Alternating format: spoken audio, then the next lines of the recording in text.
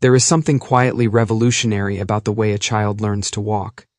Nobody sits the child down, draws a diagram, explains the physics of balance, or outlines the mechanics of shifting weight from one foot to the other. There is no lecture, there is no manual. There is only falling, rising, trying again, and one day, without any single dramatic moment of breakthrough, the child simply walks. The child does not think about walking, the child just walks. And from that point forward, for the rest of that child's life, walking requires almost no conscious thought at all. The body has learned, the body remembers, the body acts, and the mind is free to go elsewhere, to dream, to wonder, to plan, to love, to create. This is the miracle that Johann Gottlieb Fichte spent years of his intellectual life trying to explain, to honor, and to put to work in the service of human education. And the deeper you go into his thinking, the more you realize that what he was really talking about was not just how we learn skills. He was talking about how we become who we are. He was talking about the invisible architecture of the human soul, built brick by brick through repetition, through practice, through the slow accumulation of actions performed so many times that they stop being actions and start being identity. Fichte was a German philosopher writing in the late 18th and early 19th centuries, a period when Europe was shaking itself awake in almost every direction. Political revolutions were rewriting the relationship between citizens and their governments. Scientific revolutions were rewriting the relationship between human beings and the natural world. And intellectual revolutions were rewriting the most fundamental questions about what a human being actually is, what freedom means, what knowledge is, and what education is supposed to accomplish. Fichte stood right in the middle of all of this, and he brought to every question a kind of fierce, passionate seriousness that made his work feel less like academic philosophy and more like a call to arms. When he turned his attention to education, he did not produce a tidy manual of classroom techniques. He produced something far more ambitious and far more unsettling. He produced a vision of human development in which habit was not a minor mechanical detail, but the central organizing force of everything that makes us capable, everything that makes us free, and everything that makes us genuinely human. To understand Fichte on habit is to understand something that most people spend their entire lives never quite articulating, even though they live inside it every single day. So let us begin at the beginning, with the question that sits underneath everything Fichte wrote about education. What is a human being? Not in the biological sense, not in the legal sense, but in the deepest philosophical sense, what kind of thing are we? Fichte's answer was radical for his time and remains challenging even now. A human being, in his view, is not a finished object that arrives in the world complete. A human being is a project. A human being is a self that must be made, and the making never entirely stops. We are not born as full human beings in the meaningful sense. We are born as the raw possibility of human beings, and what we become depends entirely on what happens to us, what we do, what we practice, and what we allow to become second nature. This idea seems almost obvious when you first encounter it. Of course we develop, of course we learn, of course we change, but Fichte's version of this idea has teeth that a lot of softer versions do not. Because for Fichte, the stakes of this process are not merely about acquiring useful skills or pleasant habits. The stakes are about freedom itself, and here is where things get genuinely interesting. Most people, when they think about habit and freedom, tend to see them as opposites.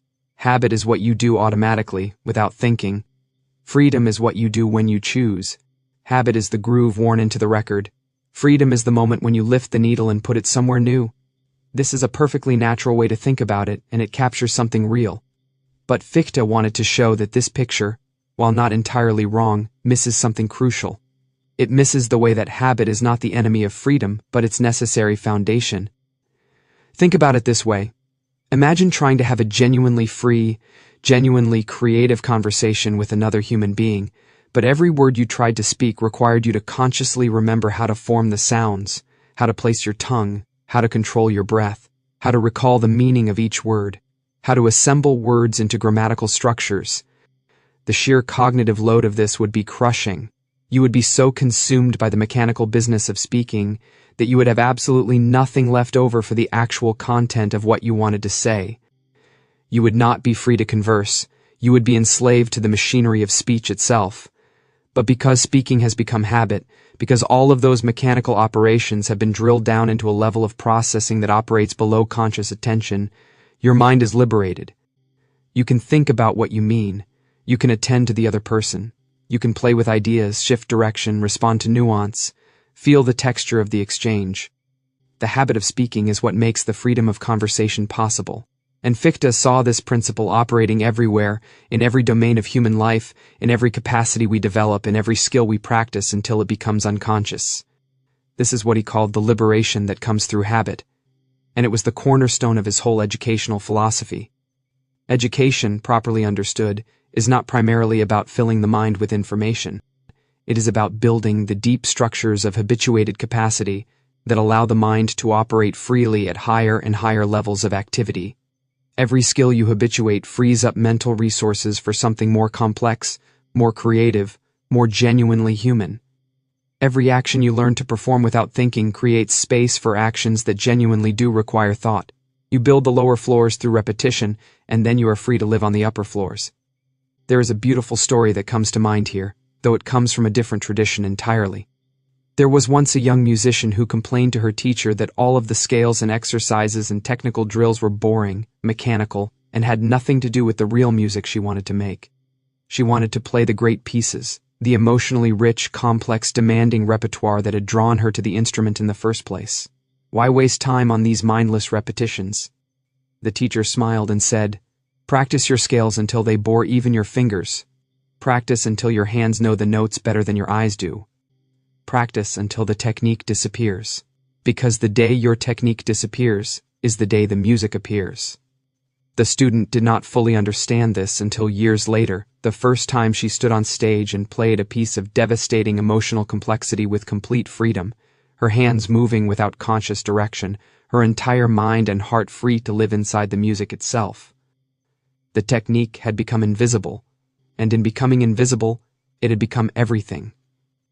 This is precisely the dynamic that Fichte was describing, though he extended it far beyond music and into the whole of human development, moral, intellectual, physical, and social. The goal of education was not to produce people who could recite rules. The goal was to produce people for whom good judgment, careful thinking, ethical action, and civic responsibility had become so deeply ingrained that they operated as naturally and as unconsciously as breathing. Not because these people had stopped thinking, but because the foundations of good thinking had become habituated, freeing the upper levels of their minds for the genuine challenges that adult life would throw at them. Now here is where Fichte makes a move that surprises many readers who come to him expecting dry philosophical argument. He insists, with considerable force, that this process of habituating the deep structures of human capacity must begin very early in life, and that the earliest years are not merely important but are in fact decisive in ways that later intervention can only partially compensate for. The young child, Fichte argues, is in a uniquely receptive state. The nervous system is plastic, the mind is open. The habits that are formed in these early years do not merely sit on top of the personality like decorations. They sink down into the foundation. They become the bedrock upon which everything else is built. This was not merely a philosophical claim for Fichte. He grounded it in careful observation of how human beings actually develop, and his observations remain startlingly consistent with what developmental psychology has discovered in the centuries since. The young child does not learn primarily through being told things. The young child learns through doing, through repeating, through being embedded in an environment that makes certain patterns of action natural and inevitable. The child who grows up in an environment where careful attention to others is modeled and encouraged does not just learn a rule about being considerate. The child develops an actual capacity, a habituated sensitivity to others that will shape every relationship they have for the rest of their life.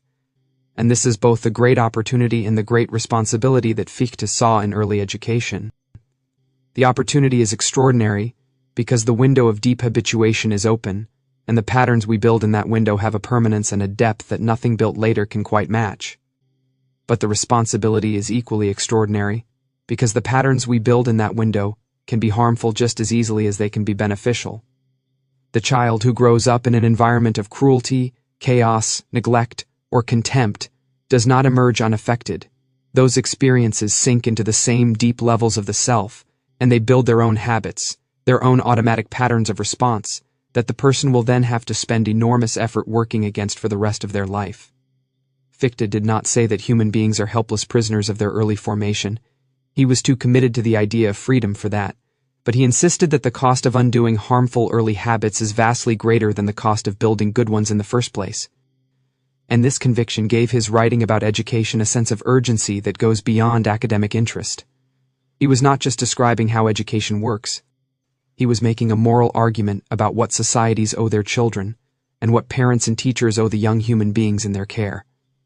Let us pause here for a moment and sit with the full weight of this argument, because it is genuinely challenging. We live in a culture that tends to romanticize authenticity, that values the idea of finding yourself, discovering who you really are, beneath all the conditioning and the expectations and the layers that life puts on you. There is something beautiful in this impulse, but Fichte would push back gently and say that this romantic picture contains a deep confusion. There is no self waiting underneath the habits to be discovered. The self is made of habits. The self is the accumulated pattern of all the practices and responses and ways of engaging with the world that have been built up through years of living. What you call your authentic self is largely your habituated self, and the question is not whether you will be shaped by habit, but only whether the habits you have formed are ones worth having. This is not a pessimistic conclusion. It is actually the opposite. It means that the project of becoming who you want to be is not about stripping away layers to find some pure core. It is about the active, intentional work of building better habits, building more generous, more thoughtful, more capable patterns of response, until those patterns become who you are. The self is not discovered, the self is made, and this making is the work of education in the broadest possible sense. Fichte had a particular concern with the habits of the will, by which he meant the habituated patterns of how we direct our attention and our effort.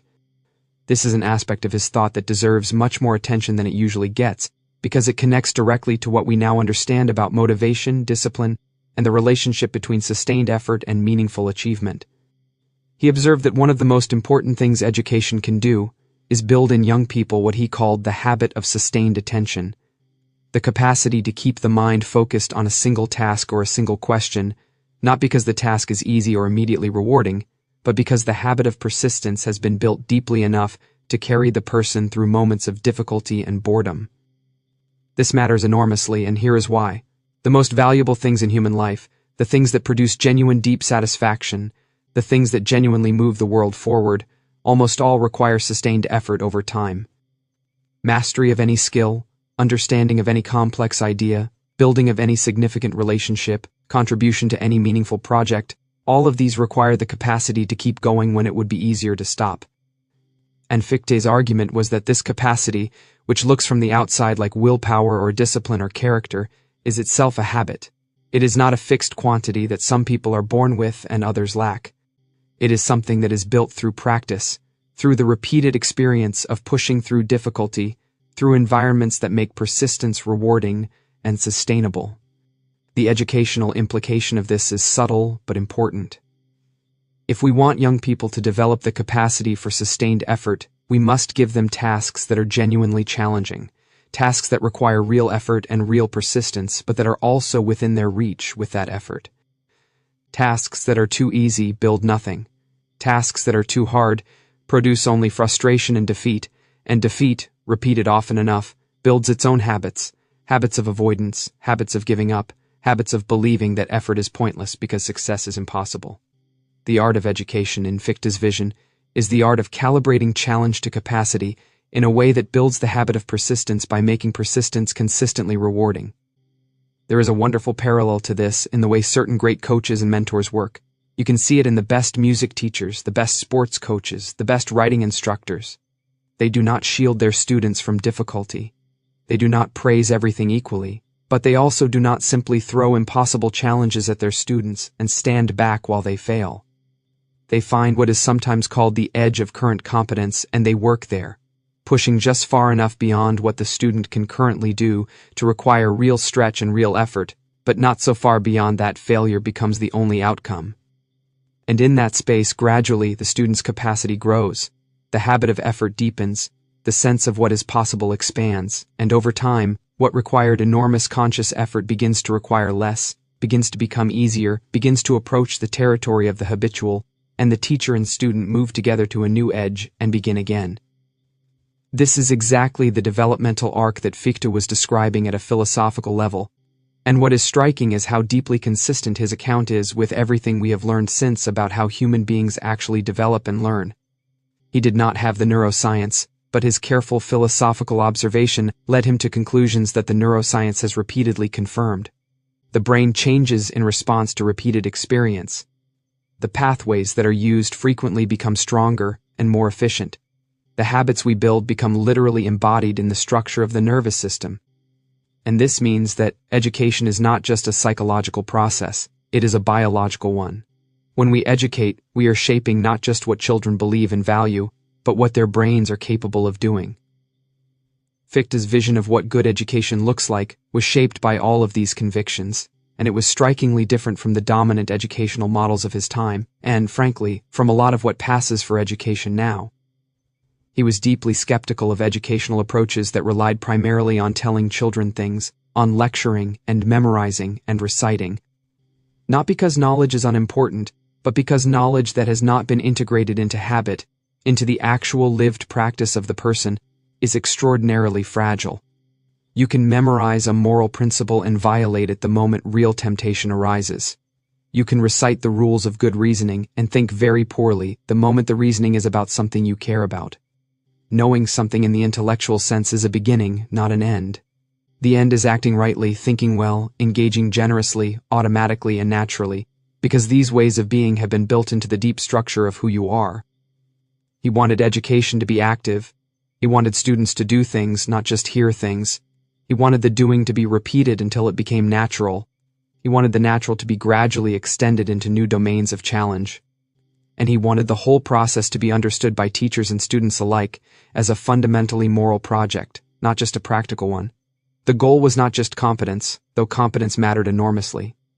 The goal was character, the formation of a human being whose habituated ways of being in the world were oriented toward what is true, what is good, and what is genuinely human. The moral dimension of Fichte's educational philosophy is worth spending some time with, because it is where his thinking becomes most distinctive and most challenging. He refused the easy separation between moral education and intellectual education, between character formation and skill development, between the heart and the mind. For Fichte, these are not separate projects that happen to be housed in the same institution. They are the same project, understood from different angles. Consider honesty. In a weak educational model, honesty is taught by telling children that they should be honest, explaining why honesty matters, perhaps reinforcing this with some combination of praise and punishment. And this is not nothing. But Fichte would point out that this approach produces children who know the rule about honesty without having built the habit of honest response. Put them in a situation where honesty is costly, and the old training provides very weak guidance. The knowledge of the rule is there, but the habit is not. And when habit and knowledge diverge, habit almost always wins, because habit operates faster, operates below the level of deliberation, and operates in exactly the high-pressure moments when deliberation is least available. Real moral education for Fichte produces something different. It produces people for whom honest response is the default, the automatic, the thing that happens before calculation has a chance to intervene. Not because they have been brainwashed into honesty, but because the repeated practice of honest response in small, low-stakes situations has built the habit that shows up automatically in large, high-stakes ones. The person has not just learned that honesty is right. The person has become, in the deepest sense, an honest person. There is a story that illustrates this with striking clarity. A young man was preparing for an important examination that would determine his professional future. He knew with reasonable confidence that his colleague, sitting beside him, had the correct answer to a question he was uncertain about. Nobody was watching closely. The cost of cheating was negligible. The benefit was significant. And in that moment, without drama, without deliberation, without any conscious weighing of costs and benefits, he simply did not cheat. Not because he ran through the moral argument in his head and concluded that honesty was the right choice, but because he had been practicing honesty, in small things and large, for so long that dishonesty genuinely did not occur to him as a real option.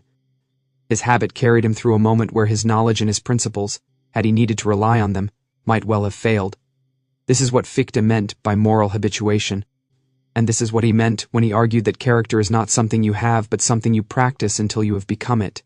The social dimension of Fichte's educational philosophy is equally important and equally rich. He was writing at a time when the political landscape of Europe was in violent upheaval, and he was acutely aware that the kind of society a community creates depends not just on its laws and institutions, but on the habituated dispositions of its citizens. A society of people who have been formed by habit into careful, responsible, genuinely engaged citizens is fundamentally different from a society of people who have merely been told what good citizenship requires. Laws can compel behavior, habits form character, and it is character, not law, that makes genuine community possible. This conviction led Fichte to place enormous emphasis on the social dimension of education itself. Learning, he believed, is not primarily a solitary activity. It happens between people. It happens in the context of relationships, of shared practice, of communities of effort and accountability. The habits we build are not built in isolation. They are built in interaction with others, shaped by the expectations and the examples and the feedback of the community around us. This means that the quality of the community in which education happens matters as much as the quality of any individual teacher or any particular curriculum. A community that practices what it preaches, that models the habits it is trying to build, that creates genuine accountability for how people treat each other, is itself an educational institution of the highest importance. There is something deeply moving about this aspect of Fichte's thought, because it takes seriously the idea that education is not something that institutions do to children. Education is something that communities do together, through every interaction, every modeled behavior, every standard maintained and every standard violated, every act of care and every act of indifference. The child is watching all of it, and all of it is shaping the habits that will define the person the child becomes. This is a demanding vision. It asks a great deal of adults, not just teachers and parents, but every member of the community that surrounds the child. But it is also a hopeful vision, because it means that the resources for good education are not confined to schools. They are present everywhere that human beings live and work and raise their children together. Fichte was also deeply interested in what we might call the cultivation of aesthetic habit, the formation of taste and sensibility, as well as practical skill and moral character. He believed that beauty matters to human development, not as a luxury or a decoration, but as a fundamental dimension of what it means to live fully. The capacity to perceive beauty, to be moved by it, to create it, is itself a habit, or rather a complex of habits, that must be developed through practice and exposure and guided attention. The person who has been brought up in an environment of beauty, who has been taught to attend carefully to form and proportion and harmony, develops a sensitivity to the world that extends far beyond the aesthetic domain.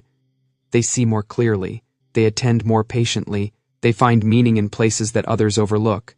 These are not trivial capacities, they are, Fichte believed, part of what it means to be fully human.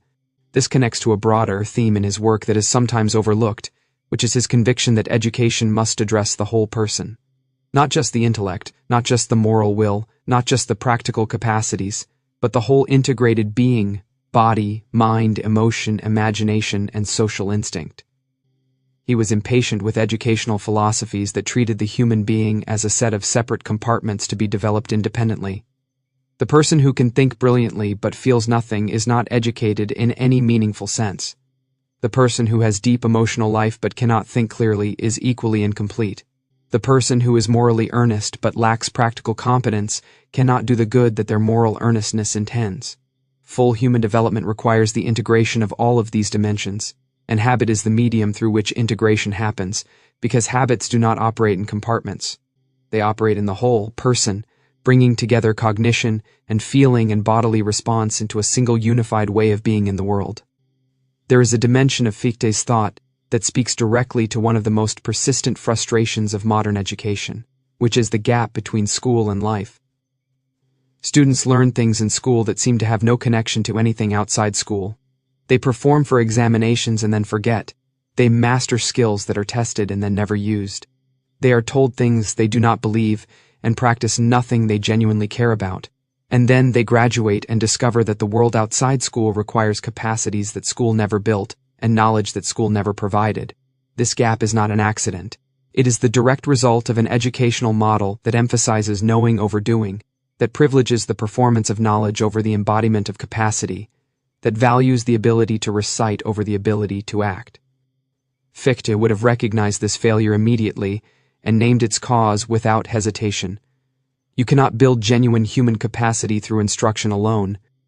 You build it through practice.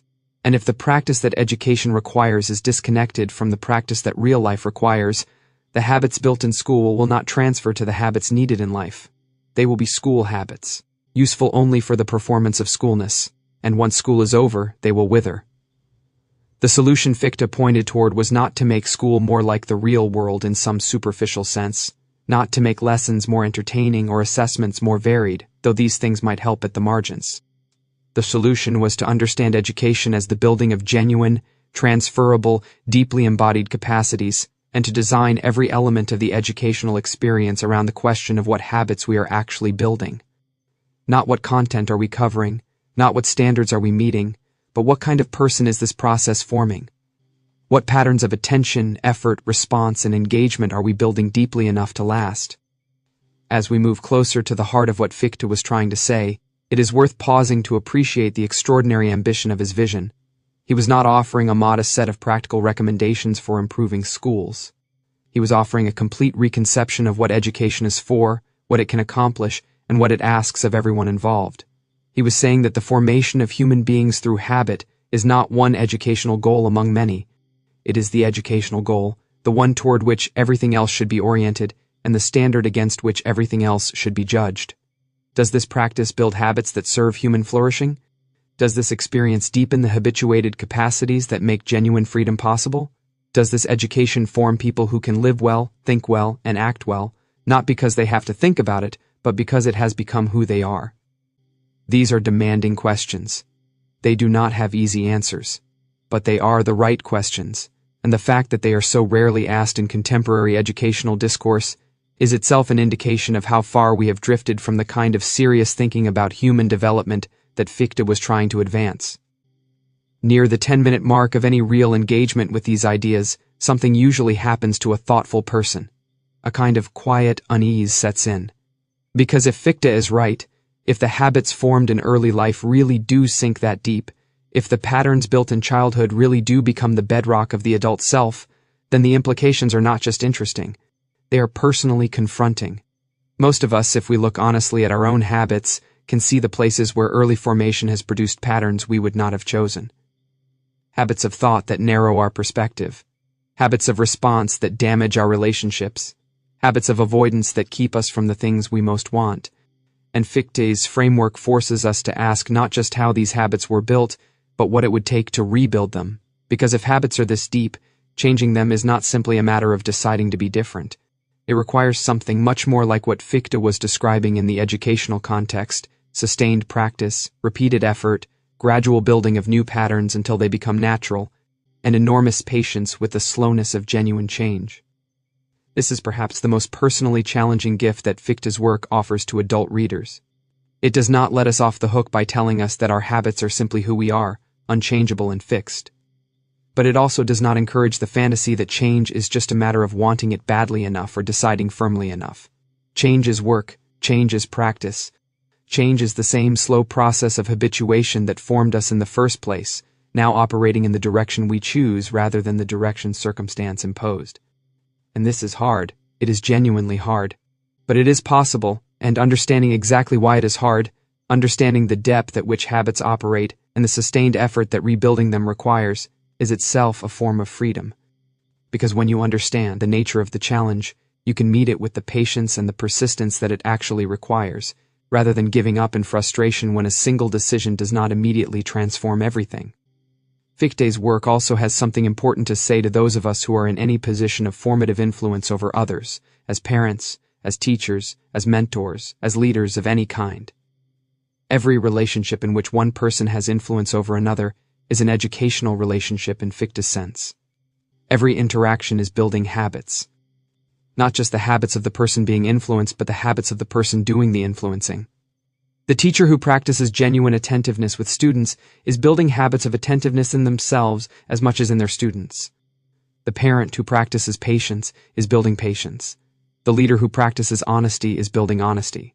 This is one of the most beautiful aspects of Fichte's vision, the recognition that education is not a one-directional flow from the knowing to the ignorant, from the formed to the unformed. It is a reciprocal process in which everyone who is genuinely engaged is being formed all the time by the practices they enact together. There is also something in Fichte's work that speaks to the question of motivation, of why people engage seriously with their own development and why they do not. He observed, with characteristic sharpness, that the habits we form are not formed in a vacuum. They are formed in response to what we believe about ourselves and about what is possible for us. The child who has been told, implicitly or explicitly, that they are not capable of serious intellectual work does not just believe a false thing about themselves. They develop habits of intellectual avoidance that make the belief self-confirming. They stop trying, they stop practicing, and because they stop practicing, they stop developing. And the absence of development confirms the original belief. This vicious cycle, the cycle of low expectation producing limited effort, producing limited development, producing lower expectation, is one of the most destructive forces in human development, and Fichte identified it with remarkable precision. The countervailing force, the force that breaks the cycle, is what Fichte described as the cultivation of genuine aspiration in the young, the building of a vision of what they might become that is compelling enough to motivate the sustained practice that real development requires. This is not about flattery or false praise. It is about helping young people see genuinely what they are capable of becoming, and connecting that vision to the habits they are building right now. The student who understands that the scales they are practicing today are building the freedom they will feel on stage in 5 years, has a relationship to practice that is completely different from the student who sees scales as merely obligatory tedium. The child who understands that the effort of learning to read carefully is building the capacity to understand the world more fully has a relationship to reading that is completely different from the child who sees it as nothing but a task to get through. Vision motivates practice. Practice builds habit. Habit becomes capacity. Capacity opens new vision. And so the virtuous cycle runs in the opposite direction from the vicious one. This means that part of the work of education, an absolutely essential part, is the work of helping young people develop a genuine vision of human possibility, not an abstract vision disconnected from their own lives, but a concrete, felt sense of what becomes possible for people who develop their capacities fully. This is one of the things that great teachers, great mentors, and great stories do. They show us what is possible. They expand our sense of what a human life can be. They make the effort of development feel not like an obligation but like an invitation. And perhaps this is the most important thing to say about the role of narrative and example in Fichte's educational vision, though he did not always make it explicit in these terms. Human beings learn habits not just through direct practice, but through the stories and examples that surround them. The child who grows up hearing and reading stories of people who persisted through difficulty, who built their characters through sustained effort, who became genuinely free through the discipline of deep practice, is building something in themselves through that engagement. Not just an idea, but a sense of possibility, a felt knowledge that this path is real and that it leads somewhere worth going. And this is why the stories we tell, the examples we hold up, the models we make visible in education matter as much as any specific practice or curriculum. We are always teaching more than we know, and we are always teaching through example more than through instruction. The implications of Fichte's work extend far beyond what we normally think of as education. They reach into every domain of human life where practice shapes capacity, where repetition builds character, where the habits of a lifetime determine the person that lifetime produces. They reach into the workplace, where the habits of attention, of care, of collaboration, of creative effort that we practice every day are forming the professional self that we will be for the rest of our careers. They reach into our relationships, where the habits of listening, of generosity, of honest expression, and of patient repair that we practice with the people we love are forming the relational self that our loved ones experience.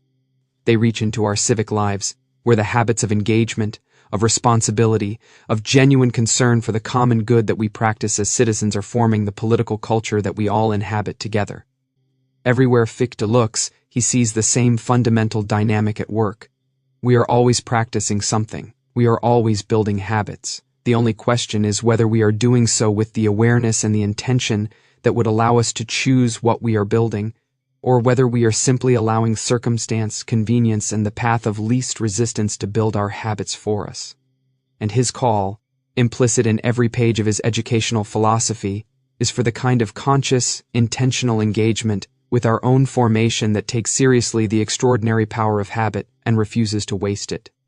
What Fichte ultimately offers us is something rarer and more valuable than a set of techniques or recommendations. He offers us a way of seeing, a lens through which the whole of human life looks different. When you understand what he is saying about habit, you begin to see it everywhere. You see it in the way a skilled craftsperson's hands move with an ease that took years to build. You see it in the way a person of deep integrity responds to temptation without appearing to feel its pull. You see it in the way a gifted teacher reads a room, responds to a student, finds the perfect question without any visible deliberation. You see it in the way a loving parent attends to a child's needs with a sensitivity that looks effortless but is actually the fruit of years of practiced attention. All of this is habit. All of this is the accumulated practice of thousands of repeated actions, each one small and unremarkable in itself, each one adding another infinitesimal layer to the deep structure of a human capacity. And when you see this, something else happens. You begin to see your own life differently. You begin to notice what you are actually practicing, not what you intend to practice, not what you tell yourself you value, but what your actual daily actions, your actual habitual responses, your actual patterns of attention and avoidance and engagement are building in you. Because this is the honest truth that Fichte's work confronts us with. We are all educators of ourselves, whether we know it or not. We are all building habits, every day, through every choice about where we direct our attention and effort. The only question is whether we are building what we actually want to build. This is not a comfortable question. It requires a kind of honesty about the gap between our values and our practices, between who we think we are and who our habits are actually making us, that most of us prefer to avoid. But it is a generative question, a question that opens rather than closes, that invites rather than condemns. Because if habit is built through practice, and if practice can be directed by intention, then the life we are living is always, at least in part, a choice. Not a choice made in a single dramatic moment of decision, but a choice made in the accumulation of small daily practices, each one apparently insignificant, each one in fact a brick in the building of who we are becoming. Fichte lived in a time of revolution, and he was himself a revolutionary thinker, but his revolution was not the kind that tears down and rebuilds from scratch. It was the kind that looks more carefully at what is already there, at the invisible processes that shape human beings from the inside, and asks how those processes might be understood and honored and guided toward the fullest possible expression of human capacity. He believed in human beings with a depth and a seriousness that is almost startling. He believed that we are capable of far more than circumstance usually allows us to become. And he believed that education, properly understood, is the project of creating the conditions in which that fuller humanity can actually emerge. The legacy of this vision is not confined to philosophy departments or educational theory journals. It lives wherever a teacher takes the time to understand what habits they are actually building in their students. It lives wherever a parent reflects on what patterns of response they are modeling for their children. It lives wherever a person decides, with full awareness of how difficult and slow the process is, to practice differently, to build new habits, to become gradually more of what they want to be.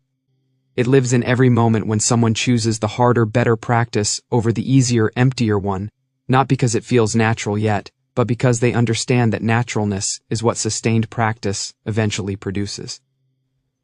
And perhaps the deepest thing Fichte wanted us to understand is this: the freedom we seek, the genuine human freedom to think clearly, to act rightly, to live fully, to contribute meaningfully to the world around us, is not something we find by stripping away what we have become.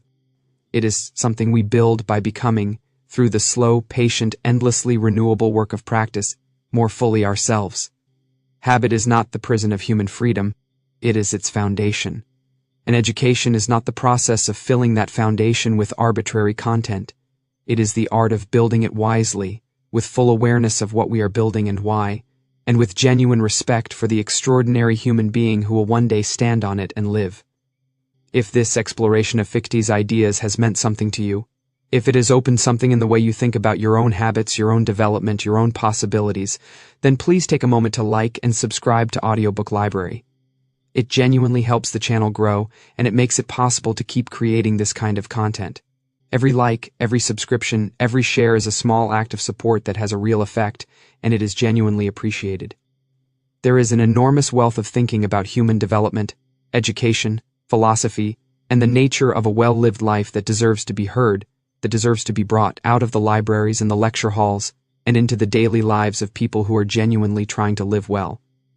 That is what this channel is trying to do, and it can only keep doing it with your support.